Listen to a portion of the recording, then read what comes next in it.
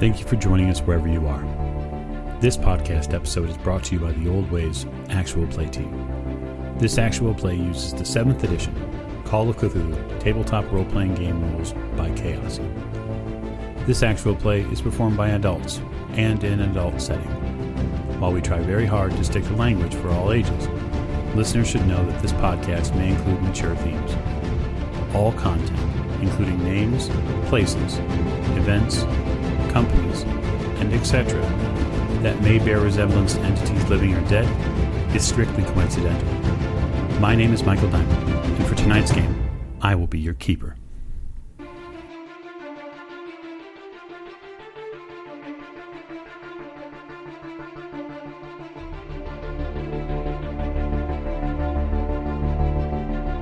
Joining us again for another episode of the Old Ways Podcast. I'm your Keeper Michael. I appreciate you listening, and I have assembled a group of wonderful players here who are going to share a Call of Cthulhu experience as we continue to do Masks of Nyarlathotep.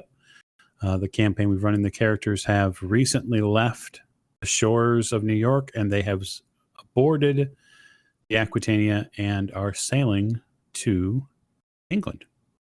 And so to that end, to my right. Solani, I'll be playing Lawrence Edward Oliver Forsyth, a man of frequent injuries. Yes. No, they are beginning to kind of pile up, aren't they? Yeah. Never fear, though. Always available for another potential blast to the back. To his right.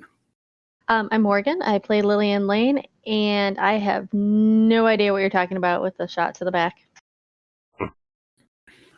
Yeah. She doesn't want to cop to it yet, but that's okay because we all know the truth. Well, not all of us, I suppose. There is one person who doesn't know the truth yet. At the end of the table. This is Jake. I'm playing Jack Doyle, and I know the truth. You do. Very true. To his right. This is James. I'll be playing Dr. Sigmund Dattenbach, who is not really concerned with the truth at the moment.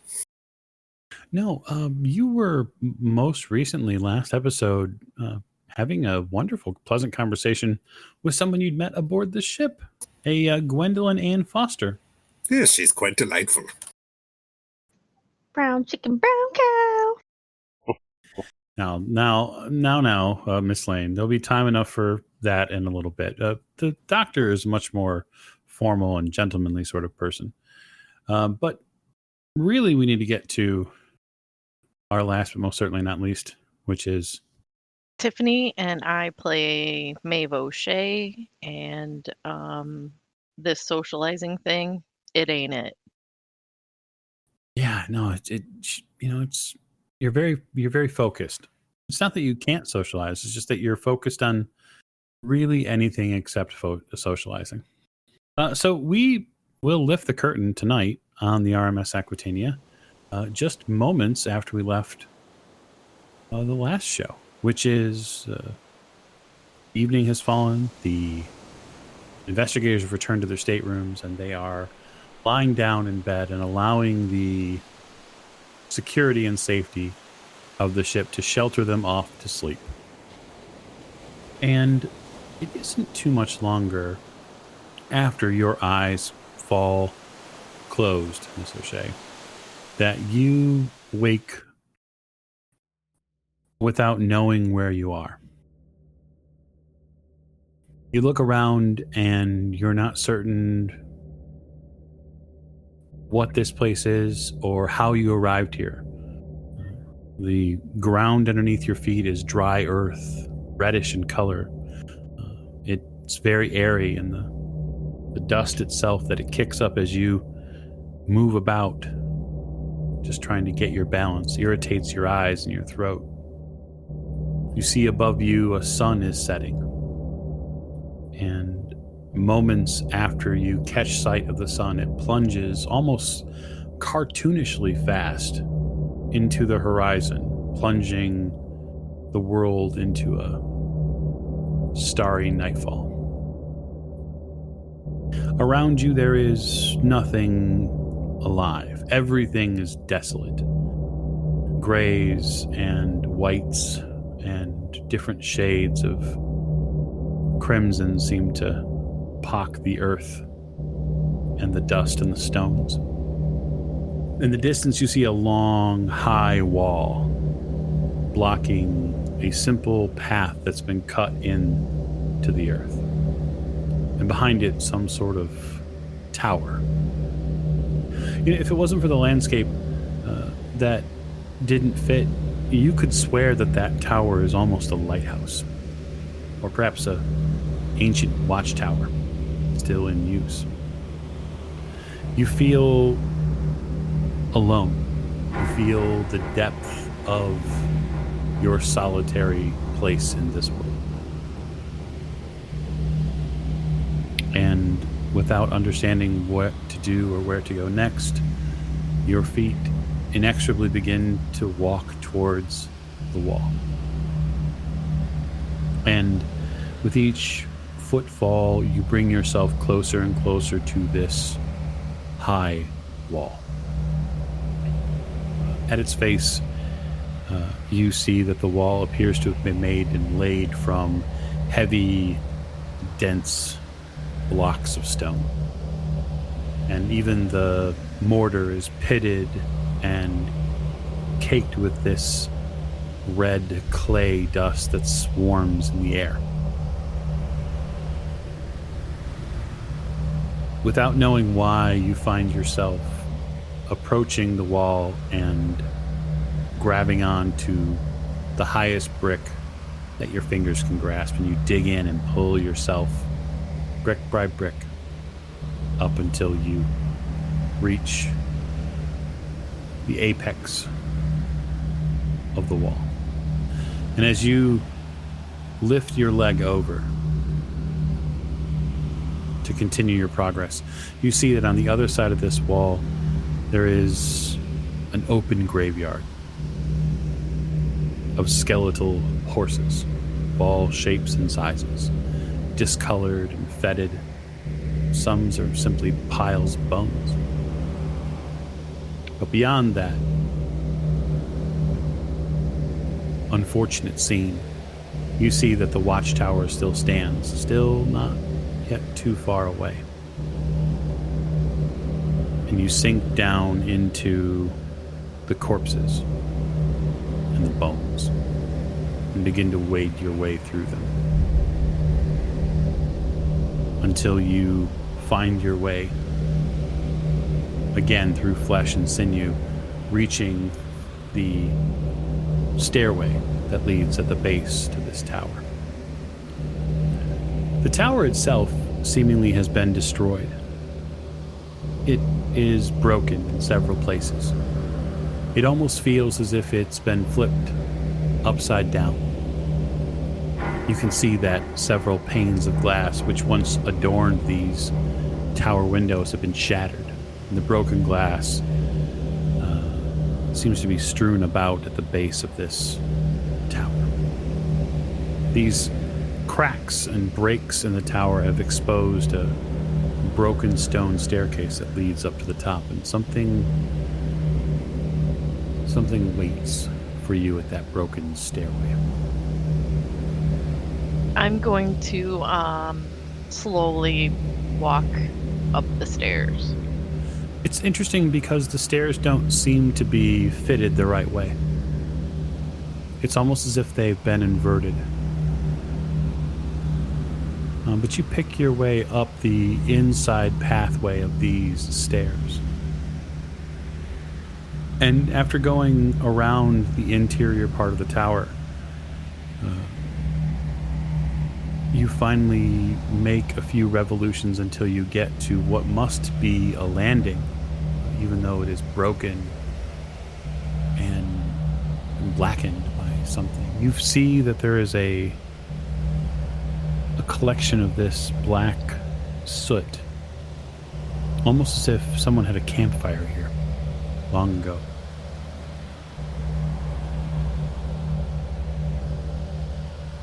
But there is nothing else that remains here. Are there any windows at the landing? No, the only thing that exists here at the landing is this shattered landing step. So it is a large several large stones that make up the landing, and then it seems as if a giant fist came and pulverized the center. And out from that centralized point of impact, there is this collection of soot, almost as if inside the bowl that impact made, someone built a fire long ago, and it may have burned for some time. You feel imminently tired. You feel as if you've been traveling for hours. And although you couldn't imagine falling asleep here, and you know that you shouldn't sleep, you do your best to hold on as this wave of exhaustion hits you.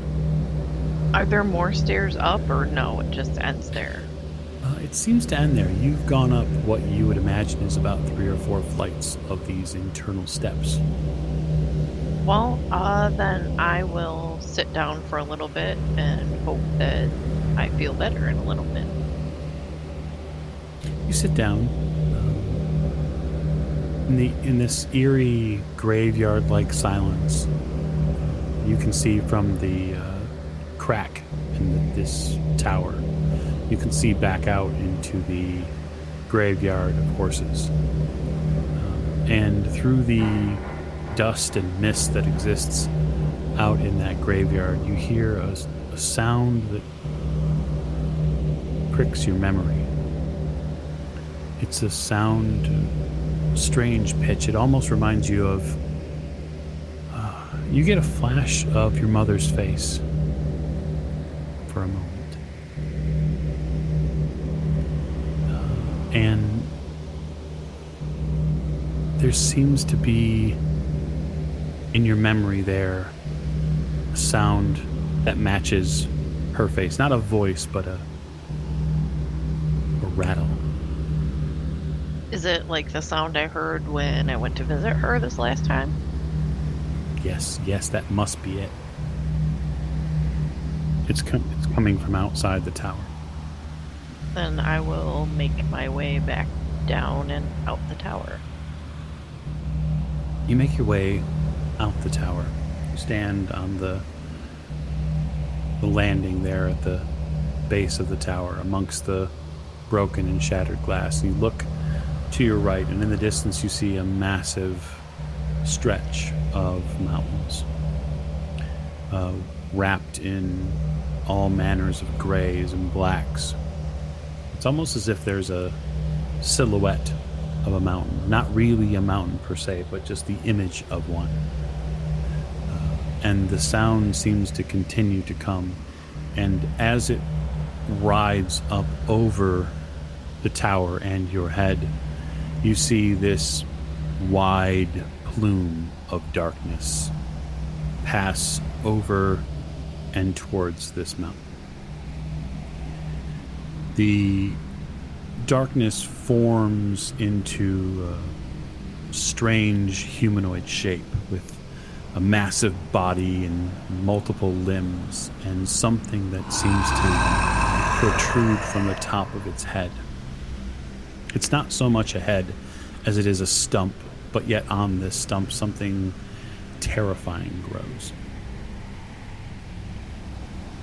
The wind picks up and the red dust and mist clouds the area, and you inhale, unwilling inhale grabs your throat, and suddenly you're coughing as this thick, choking red dust begins to consume you. Can I speak at all? Yeah, you can attempt to. You can definitely cough, that's for sure. Yeah. Who are you? You cry out as best you can with a cough. Right. Call out. But you cover your face and you try to get under this cloud. And as you feel the wind and the cloud and the dust whip around you. You feel it move around you and then beyond you. And it forms at the landing of this courtyard. Not courtyard, but this landing of this tower. In this path that you made through the corpses of these horses. And it forms into two female beings. They walk from the remnants of this cloud, hand in hand, towards you.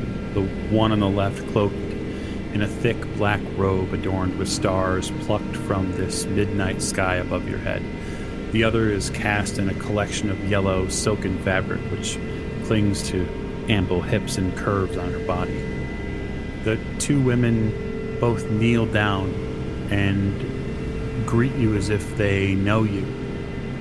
Their faces are painted with strange colors, almost a natural face paint. Not makeup, but something far more sinister.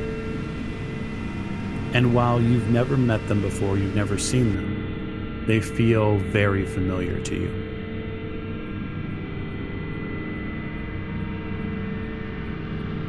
Okay. So if I look around, they're like kneeling in front of me? Yeah. They are kneeling in front of you, yes. They're still hand in hand. Mm-hmm. But they are kneeling in front of you. Yes. They've greeted you.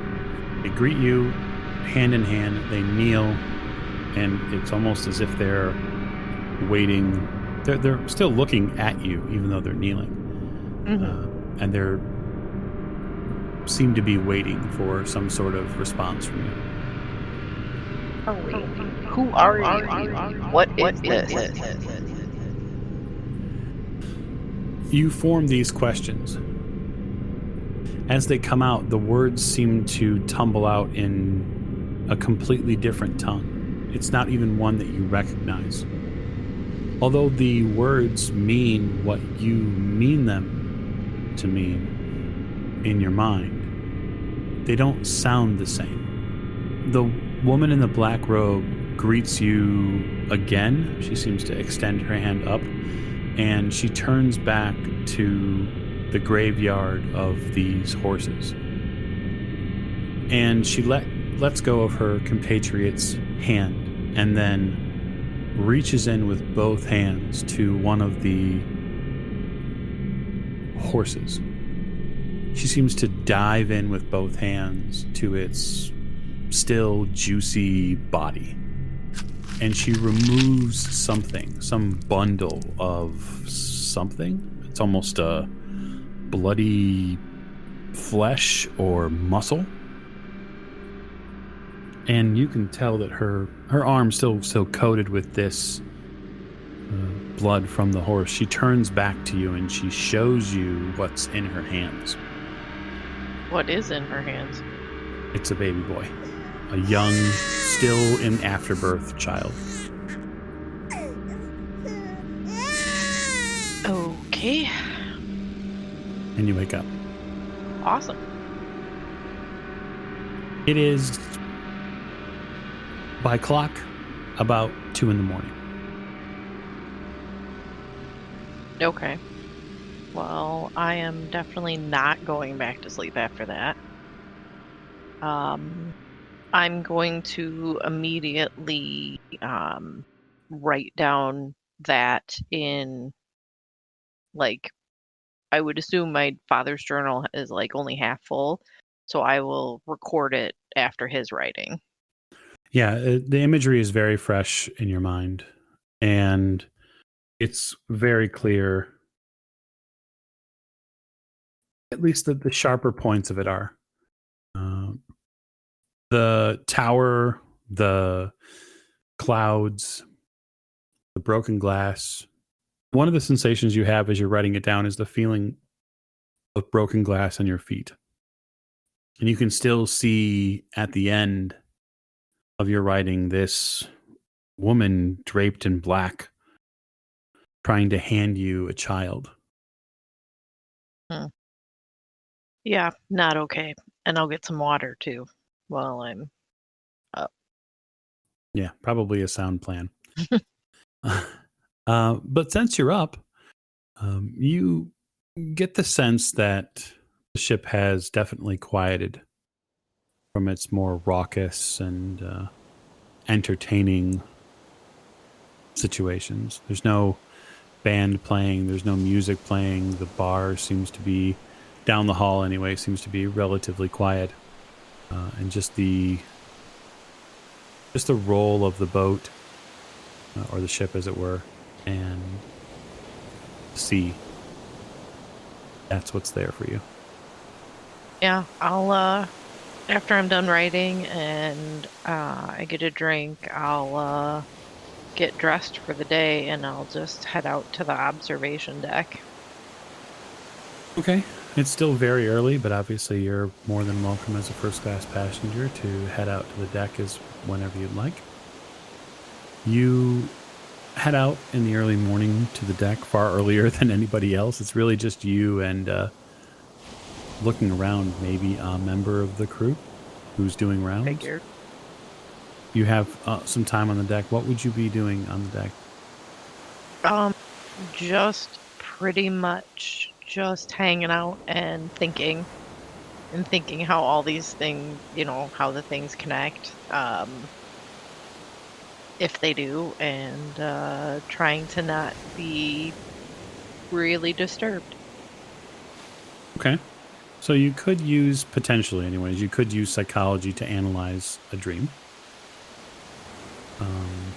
You could potentially try to look into points of the dream, or imagery from it and try to see if there's any kind of occult tie-in. Well, yeah, I'm definitely gonna do that, like, especially with, like, the markings in the face paint, things like that. The creature I saw. Sure. So why don't you go ahead and give me an occult roll? There we go. 79 out of 83. Okay. So your occult roll, you spend a little time thinking, and you find the rail of the ship is relatively sturdy enough for you to just kind of stare out over the water and piece through some of the things that you saw. The biggest thing that stands out to you is the watchtower itself. You're fairly familiar with the tower symbols in occult tomes as far as what they mean. Usually they're places of knowledge, usually they're places of protection. What concerns you most about it is the fact that tower was flipped upside down. And knowing a little bit about tarot as far as it pertains to the occult, when a tower is flipped upside down and it's inverted, generally that's very bad. It's considered a destructive force. And you can even kind of tie in elements of what you saw there on the physical building and then on the things that are inside. Beyond that, as far as what you know, as far as horses go, horses could mean a whole lot of things. Horses generally are power and strength and endurance and all sorts of things that symbolize horses, but all the horses that you encountered were dead. And so if that's some sort of inversion, that strength and energy and power was gone from the place, the only things in the dream that seemed to have that same sort of symbol, that seemed to have any sort of power, were the being or whatever it was that was above you, and then those two women that appeared out of the dust. Mm-hmm. So not always easy to get a ton of imagery from that, but per your role, yeah, you would associate the tower with an ill tiding. Something in the dream was intent to show that destruction. Definitely a theme. Okay.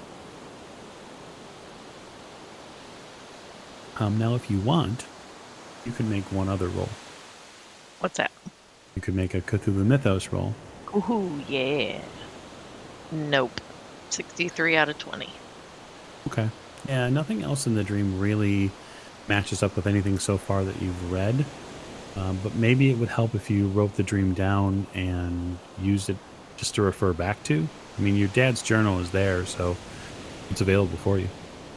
Yeah, that's why I wanted to write it down so that if something clicks into place later, Yeah, absolutely. So you spend some time out on the observation deck and just kind of trying to parse your head together. You don't get a ton of sleep, unfortunately, but several hours later, the rest of your investigative crew wakes up or begins to wake up. Mr. Forsyth, when you wake up, you feel miles better than you did when you went to bed. That said, you are woken by a call to your room about 7 o'clock or so in the morning. A very pleasant and non-jarring ring in the morning, which asks if there's anything that you need because the first mate is making sure that you're attended to swiftly this morning. Seems to be in order. Thank you. I'm fine. Okay, wonderful, sir. Tell the first mate thank you. I will do so. They don't disturb you any further. The rest of you begin to rouse from your slumbers, probably within the next half an hour or so. Mostly, Sigmund, mostly because you don't really do very well sleeping in late. You're so used to getting up early with patients and stuff like that. You kind of become this early riser. Now, the brandy has offset that a little bit. Yeah, I'm not rising quite as early as, or he's not quite rising as early as he could. But Yeah, no, absolutely not. And Jack, you are sleeping like the dead. Good. So you actually don't wake up probably until clear 8:30, which is probably about when Miss Lane wakes up too. The alcohol for both of you is it was quite something. Yes. I like that. Do we have hangovers? 'Cause that would suck. Yeah, I would say so. Actually, before I say for certain, why doesn't everybody except Miss O'Shea and Mr. Forsyth give me a con roll? See how we did.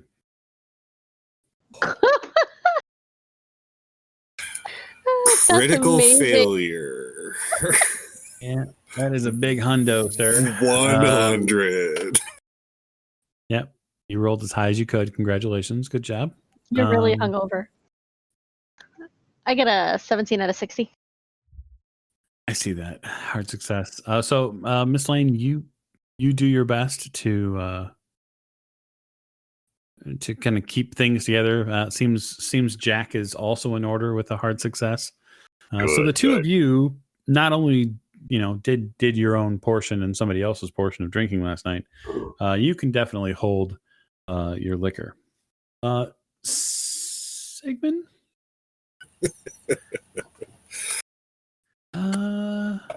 Yeah. Yeah. You wake up and you realize that you've had quite a bit to drink. You kind of tussle with yourself a bit just to kind of get out of bed and get to the facilities so that way you don't make a complete mess out of yourself. And you've come to the realization that you just need to steady yourself just a little bit. And so what you decide to do that morning is just kind of take a little bit more in to kind of clean everything out. That has to be the solution. Oh, yeah. A little of the hair of the dog. Yeah. And so you have another drink. Yeah. You join your compatriots probably in the mid 8 o'clock hour at breakfast. And it's definitely one of those post-party breakfasts. You all have probably been out. Some folks are a little bleary-eyed, but you definitely see that you're not the only one. Many of the first-class guests seem to have had quite a good time last night. We'll just say that the investigators are together. It doesn't appear that Miss O'Shea got a ton of sleep, but she's here. Guten Morgen, Miss O'Shea. How are we today? My morning started hours ago. As I sip my coffee. That sounds dreadful, Doctor. That my morning started minutes ago, and it is not going so well, so I hope yours is going at least somewhat better. Well, I'm awake. Well, I am famished, and I think I need to get some whiskey in my coffee. Ugh. Oh, yeah, I'll just take the coffee. Yeah. While there isn't any alcohol available traditionally at breakfast, Miss Lane, you're fairly certain that if people really wanted it, you could probably get it for them. You have to just make a simple request. Jack has a pocket flask. It's an emergency thing. Jack, do you need me to get you some whiskey? Yeah, I'll just get some. Okay. You all have breakfast. The staff here bring around a collection of papers as well. So they have both the local New York paper, and then they have what seems to be a few printed sheets from London. I want to look at what's going on in London. Appears anyway. It appears, from what you can tell, there's quite a few things going on in London. Looks like there are a couple of sales being advertised. Actually, what's interesting on the London Advertiser that you see here is the eclipse is in the paper, and it looks like only they can only view part of the eclipse in London, rather than everything that you saw in New York. And so you see actual pictures on the front page of the London Evening Advertiser that shows the still images of the solar eclipse happening. It actually kind of fills you a little bit with the heebie-jeebies for a moment. You kind of shudder at seeing the picture just because you know what happened during the eclipse. Yeah, I kind of wish we would have had a partial eclipse. Yeah, for sure. It also looks like they're saying that the night in New York lasted more than a minute. That the eclipse was so long that it shut out light for more than a minute, which you're fairly certain that you can confirm. There's also a couple of other notes on it as well. They discuss the president urging, at the same time, urging folks to bring in whatever photographs they have to their local papers for posterity's sake. You can see that there's some groups that are collecting photographs of the event, so that way they can put them in the historical record. Well, it looks like their night was grand. It does appear that way, eh? I envy them.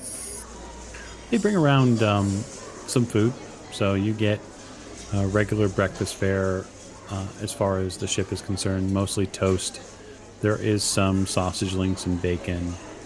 You also find a couple of different selections if anyone wants eggs. And then beyond that, there's also just some hard cheeses and bread available to you. I took in with great relish. Yeah, it's pretty easy to enjoy this food, that's for sure. Especially the part where everybody else looks very uncomfortable, depending on how many spirits they had last night.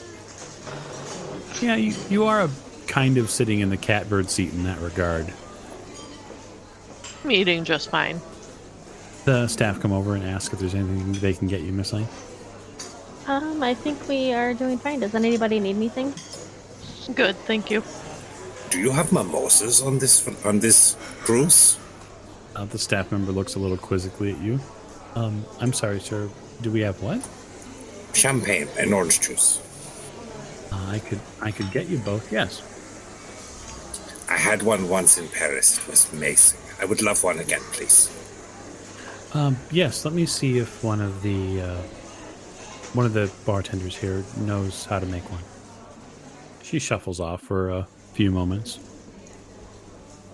Sigmund, you see as the waitstaff cuts her way back through the room, you see that Miss Foster is at the other end of the dining hall. She seems to be preparing to take her breakfast outside. I wave to her and, nod congenially. Yeah, she waves back. She actually turns a bit and walks over to the table. Good morning, Doctor. Good morning, Miss Foster. And how are you this evening? Or how are you this morning? It is morning, yes. I am doing well. I'm planning on taking in a bit of the amenities this morning. I've heard that there are several different rooms here that could see all sorts of interesting things. I've heard they have a Turkish bath on board. That is what I understand. Quite interesting. I find it fascinating. And then I meant to check out the library they have aboard. Has anyone here been to it? I have. There's a library? Yes. Oh, I'm sorry. Yes. I've come to understand that there's both a reading and writing room, and then there's also a library. There is a library. It's not of tremendous quality. Oh. Miss. I'm sorry. I'm afraid I didn't catch your name. Gwendolyn Ann Foster. She extends her hand, almost in a standard handshake. We'll take her hand, not in an extended handshake. Edward Forsyth. It's a pleasure to meet you. Oh, the pleasure is mine. I met your compatriot here, Sigmund, last night. Yes, he's a wonderful doctor. He's been helping me.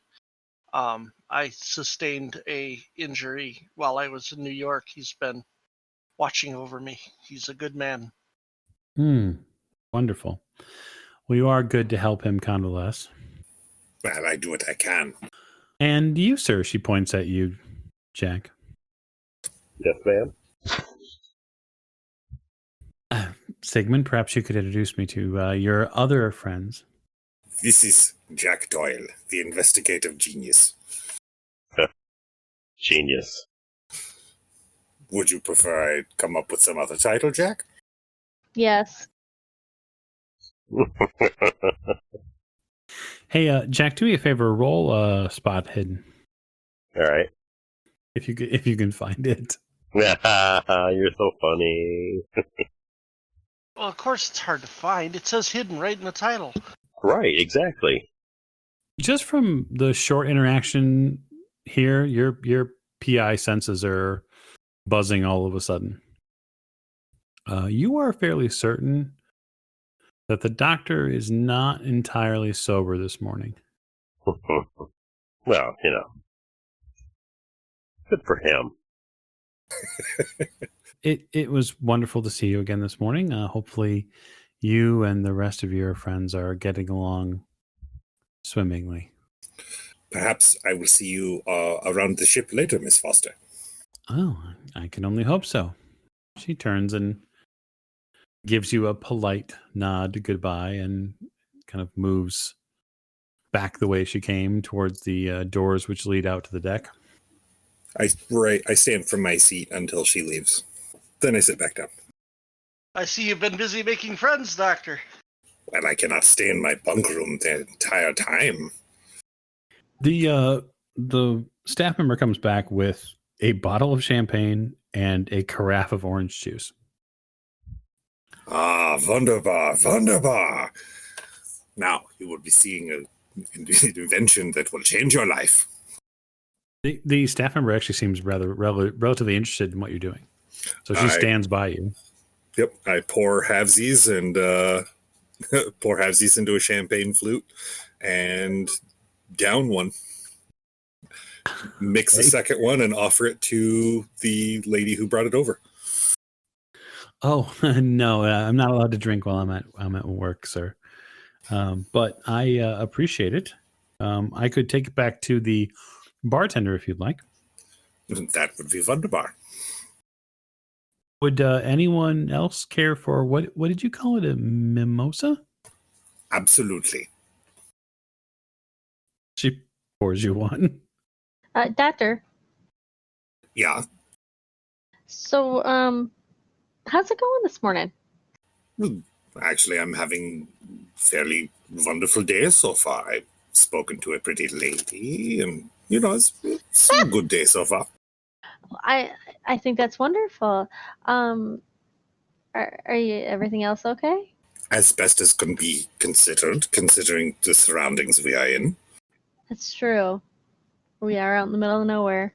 Do you need any water? Not at all. She takes the champagne and the orange juice back and heads back. I start drinking my coffee. The morning breakfast kind of wraps up with an announcement that there's going to be games available, made available to the main decks of the ship, and they're inviting all the guests to discover the amenities of the Aquitania. Fabulous. So for this day on the ship, I'd just like to get a rough idea of what your plans are. I'm going to go check out the library and I guess just wander around until I find something that catches my interest. Yeah, absolutely. There are potentially tons of things you could do aboard the ship. But one of the things that you end up finding, which is near the second class promenade and smoking room, so that would be down a few decks, so that would be down on B deck, you find that there is a section of the ship in the back there where there are folks, they appear to be playing a game where they use long sticks to push these plates back and forth on the deck itself to score points. You essentially begin to see people play shuffleboard. Rich people are weird. Yeah, for real. And it isn't until probably minutes into that you begin to understand like how the point scoring works. Above you, directly above you, you see that there is a smaller deck. So there's a ladder system that goes up there, and you can see that there's a staff member there, and then there is an older gentleman. You think it might be the Taft guy that you saw at dinner last night. He has a shotgun with him. Okay. And sure enough, a good couple of minutes later, you see some disc get flung out towards sea, and you hear a shotgun fire. Yikes. Is he shooting things? It seems to be some sort of target practice. Okay. I know what game I want to play.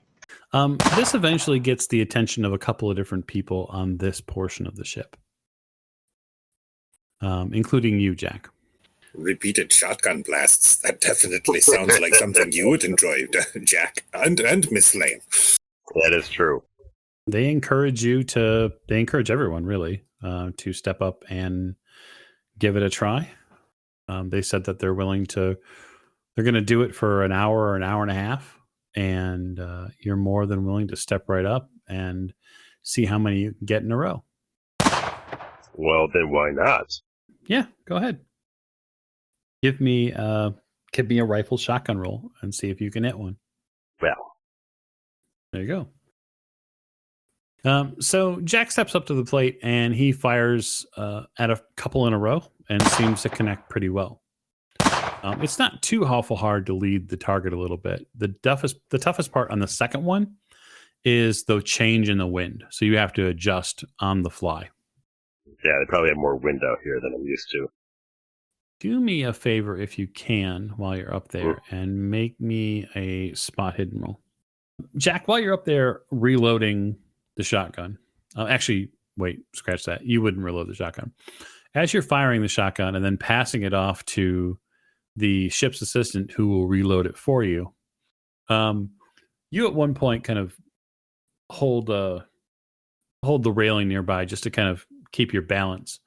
And you notice on the lower decks, the lower larger decks where some of the second class passengers are, you notice a familiar face. It's probably a good 40 or 50 feet away at this point, mostly straight down. But you see the face of someone you haven't seen in probably 8 years. And that's a former company mate of yours, Steve Masterson. No shit. This is a former fellow rifleman who fought with you at the Battle of Argonne, or in the Argonne Forest. And he is staring off into the sea, but his profile is undeniable. And the reason why it's undeniable is because he has basically a fire line that goes from his left cheek all the way to the bottom portion of his lip, where he caught a bullet during the battle, and it gave him a fairly distinctive facial scar. Yeah, we have something in common. Well, I'll have to make my way over there.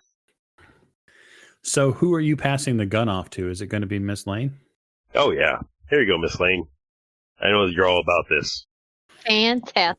The ship's assistant kind of looks a little timid at first when you grab the gun. Don't let her shoot you. It only happened one time, Jack. I think once is all it takes. But anyway. You're right. So yeah, Miss Lane, if you'd like to make me a rifle shotgun roll, you can. Jack, you head down the steps and then eventually have to cut into the ship itself to get down to their deck. But you eventually track down Masterson. He's not too awful hard to find. There's also like 3 times the amount of people here in the lower decks. Like you are moving through some thick mall traffic, essentially. All right, well, I'll do my best. It seems Miss Lane has been successful with the shotgun. Oh, I would hope so. That's all she talks about. So, just so I'll make you all aware, so that you know it's here now. If during the voyage you would like to work on potentially raising your rifle or shotgun skill, it will be an option available for you if you spend consistent time throughout the voyage doing it. Like shooting at the clay disc. Yeah, it's target practice essentially. I mean, if you want to raise your rifle and shotgun skill before you get to England, it would be possible. And that would go for pretty much anyone. And also, given that the voyage is anywhere between 9 to maybe 11 days, depending upon how weather goes, if anyone specifically wants to kind of hunker down and really work on a skill, that's also something that you'll have the availability to do. I wanna work on Cthulhu mythos so I can burn the boat. No. It's not really a skill that you work on. It's more a skill. It's really more a skill that works on you. Is her room asbestos lined? We're just wondering. I mean, considering. Yikes. No, if she burns the boat down, you're all in trouble. Well, hopefully they have enough life boats here. Well, I mean, for the first class customers, I'm sure. That's right. Just so you know, Jack, I'm pushing you off the door we're floating on. There's not enough room. Oh God, his name is Jack. It is, right? So, Jack, you approach Stephen Masterson, your former company mate. He's having a smoke on the deck, just seemingly trying to get a good look at what the ocean looks like. Attention, soldier. He stands up just out of reaction and then turns around. Jack, you son of a bitch! What are you doing here? I'm going overseas. That's amazing. He shakes your hand, obviously, and gives you a resounding pat on the shoulder. So you haven't gotten any prettier, I see. Oh, no. It would look like look in a mirror, doesn't it? Yeah, sort of. I mean, a bunch of us got him over there, but I could never take to the beard to cover it up. Yeah. Heathen ways. So you're dressed nice. What's bringing you overseas? Oh, I'm following some rich lady on a investigation. Oh wow, look at that! Found some rich lady. So you're up there with the Greek gods and all them walking around with the grapes and The hoi polloi. yeah. What a schmuck! I can't believe they let you up there. Well, don't tell them, because if they figure out who I am, they'll kick me out. He reaches into his jacket pocket and pulls out a flask and has a good slug. You want? Oh, absolutely. So what are you doing here? It's a really long story, but one of the guys I met over is in Paris. He's lived there basically since the war was over. And he's been after me to come over for I don't know how long. And he broke down and he wired me enough money for a ticket. And I didn't have anything going on in New York. And so I jumped aboard and I figured, what the hell? It can't hurt, right? Hey, yeah. Can't get enough of the French dames, huh? Well, I got enough woman problems of my own. I got a ex-wife and 2 kids in the Bronx. Yeah. Just trying to get away. It's all I can do to keep things straight anymore. I couldn't handle it. I couldn't handle the crying. I couldn't handle all the belly aching. I couldn't do it. Yeah. Yeah, it's hard. Everything's not the same. So I heard that there is a game here, down here with the plebes, you know. Right. But there is a couple of card games down here that we got to get into. Well, I got a little extra money, and I think it's going to go on tonight. If you're interested, I can stop up or maybe I'll have one of the stewards ring your room. Yeah. Why don't you do that? It gives you a smile. We'll fleece some of these guys. All right. I'll keep in touch with you. You just let me know about what time. Maybe 9:00. Yeah, I think that'll work. All right. Well, you take care of yourself, soldier. I'll see you later tonight. See you, man. He steps out and pitches the smoke over the side of the ship, and then works his way through the crowd. You can see also with the second class passengers, there's an awful lot of kids here too. So there's a fair amount of people just on the main deck trying to enjoy anything other than snow, because there's no snow out here. Mm-hmm. And the temperatures are a little bit warmer, not terribly much, but a little bit warmer. Desperate after what was going on in New York to get something other than what they had. One of the staff members stops over and says that there is a message for you in the inquiry office. Thank you for letting me know. I hand the shotgun back to the assistant and I head towards the inquiry office. He racks it and puts a few more shells in and then turns to whoever else is standing up there. Anyone else? No, thank you. Of course. Shotguns for me. You guys step down and a couple of other patrons step up. Miss Lane, you head to the inquiry's office and you see the caged front end of the Aquitania's inquiry office. It's definitely something you weren't expecting on the ship, but it seems like they have some sort of mail or telegraph service here. Apparently. Yes, ma'am. Can I help you? Yes. My name is Lillian Lane. I was told I have a message waiting for me. Yes. Thank you. The woman reaches into one of the multiple organized drawers and pulls out a card. Here you are. I take the card from her and thank you. Do I need to sign for anything? No, not at all. Okay. So, what does my message say? The message is from someone you met last night, if only very briefly. And that is from Mr. Joseph Taft. And he is inquiring if you would be available for dinner this evening. Sweet lordy, I gotta listen to him talk all night.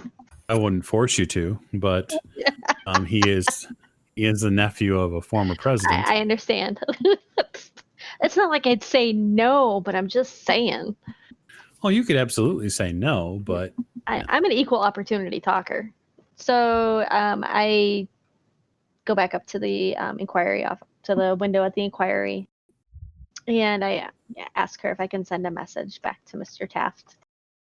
of course, she provides you with a nice cardstock message paper and envelope holder and a fountain pen. And I write on the message, Dear Mr. Taft, I would be honored to join you for dinner this evening.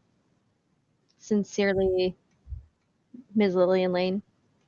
Shove that in the envelope and write his name on it and hand it back to the woman sitting at the inquiry. She takes it from you. Thank you. I appreciate it. If there's anything else we can do or any other inquiries come for you, I will have a staff member attempt to find you. Thank you. I appreciate it. Side note, I thought it was going to be a letter from my father. Oh, no, that comes later. Oh, great. That's the Lillian, what are you doing with our name? Why is there a pile of dead bodies in England? Okay, I know, right? Not me. It's coming. Don't worry. No, I already told you we're not murder hoboing our way through England. Probably not. Probably a sound plan. There's only so many party members she can shoot, you know.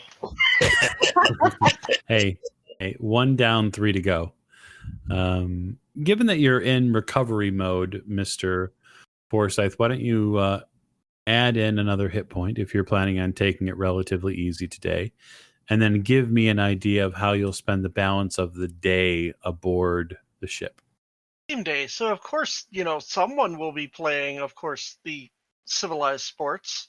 So I'll go play some chess. That'll be my day. Absolutely. You find a wealth of potential opponents. There's quite a few people playing, probably a good 10 or so in the gaming lounge. It'll be my pleasure. I'll enjoy myself immensely.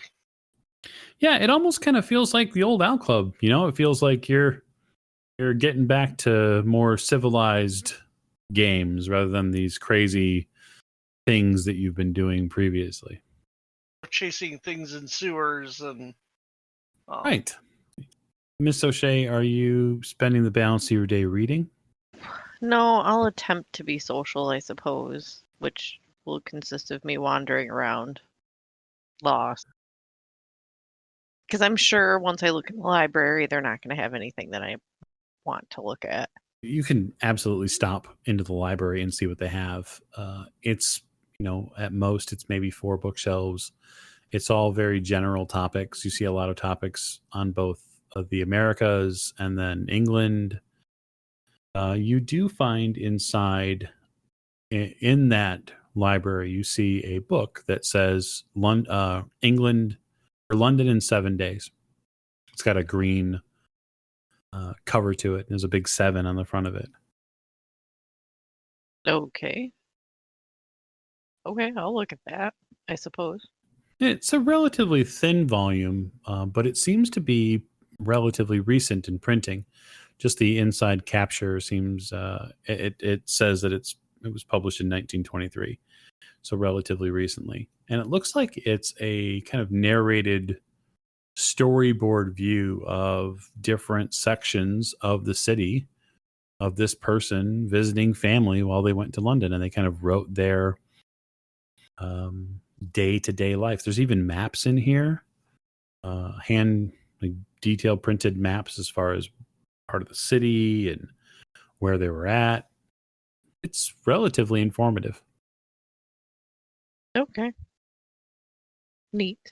Try to contain yourself. Yeah, well, it's not my kind of reading material, really. But I mean, I'll look at the maps and stuff because I want to go to London. Yeah, well, you definitely plan on going. You spend a little time reading that because it grabs your interest, knowing that it's going to be a destination you'll be hitting at some point in the future.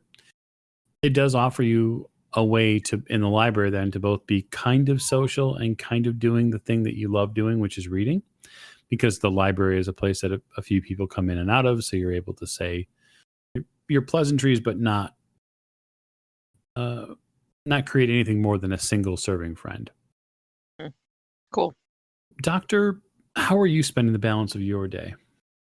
The doc actually is going to spend a good portion of his day on the decks, just taking a nice long, slow stroll, and then retiring to one of the lounges to do some reading. Just take up the rest of the evening with not doing a lot of anything. Yeah, the second day proper, for the most part, for the investigators is relatively quiet. Soche obviously is still trying to mentally recover from what she experienced last night, but for the balance of it, the day goes relatively pleasantly. I think the key point here that you guys come to as a collective is that time itself begins to kind of elongate on the ship. You haven't been collectively going somewhere, traveling somewhere for several days in a row before. And so time begins to unravel as far as a meaning. It also seems to pass a lot slower aboard the ship. And by the afternoon, you have been afforded enough time to read, to rest, to play chess, and to have quite the stroll around the Aquitania. So what I'm going to do is I'm going to call our session there. And when we pick back up next time, we have a dinner, perhaps a cantankerous Taft family member. And then we'll see what potential trouble Jack and his friend Steve Masterson can get into in a card game on the lower decks. So I want to thank you all for listening tonight. I appreciate you giving us the opportunity to entertain you. There's a tons of ways you can get a hold of us, whether it be by Facebook or Twitter. Join us on Discord. All the cast members are on Discord. So if you ever want to interact with them, ask them a question about their character, or just kind of get into the ebb and flow of what we do on a regular basis, we are there for you. There will be a link available on our Twitter feed. So thanks a bunch. Good night, everybody.